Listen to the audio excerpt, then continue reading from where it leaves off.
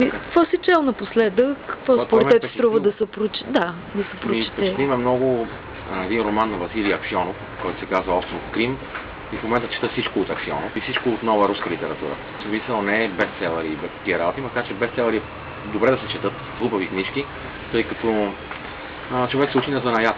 За мен занаят е било над всичко. Тоест, колкото по-комерциален, толкова по-добре. Занаят са бестселъри, да? Не, то писателството е чудесен занаят. След като това изкарвам пари. И то не е малко, защото обичам да пуша френски цигари, ползвам скъпи медикаменти.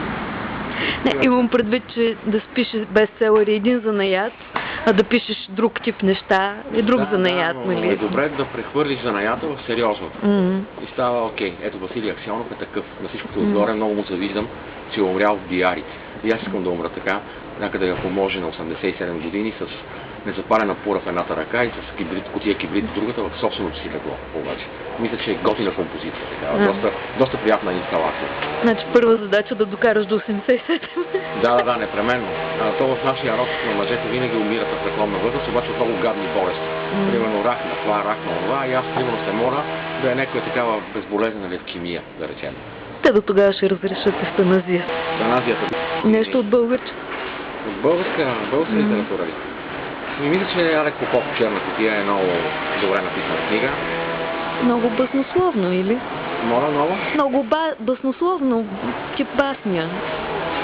Така твърде скичообразно. Да, защо не? Обаче преди, че харесвам този начин. Просто едва ли има такъв начин и между другото, че поне не е правилно.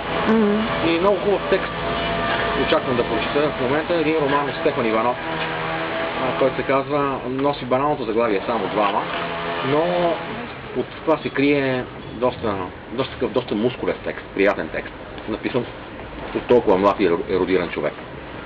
Струва си.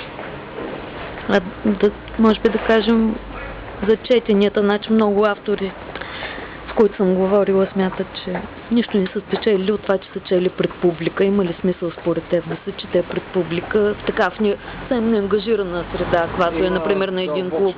Дълбок смисъл да се чете пред публика, защото в крайна сметка поетът в такъв случай е просто само инструмент на това, което е музикален инструмент. Тоест, някои са виолончели, други са виоли, трети са флейти. Аз предпочитам да съм барабани, например. Защо? Защото в крайна сметка това... Гръмен текст има. Точно така, да. Защото, как ти кажа, че напоследък много се отечава от българска литература. Страшно претенциозни неща, страшни глупости и всеки си мисли, това е добро. Съжалявам, но не е добро. Четенето на глас не показва ли истината в този смисъл? Има много добри поети, които четат ужасно скъпо. Например, Ани Илков е много неприятно. Време е върховен поет. Георги Господинов, който е много добър поет, почва нали: "Иде буря, иде дъжд, отнесени от вихъра вървят". И така, макар че е чудесен поет.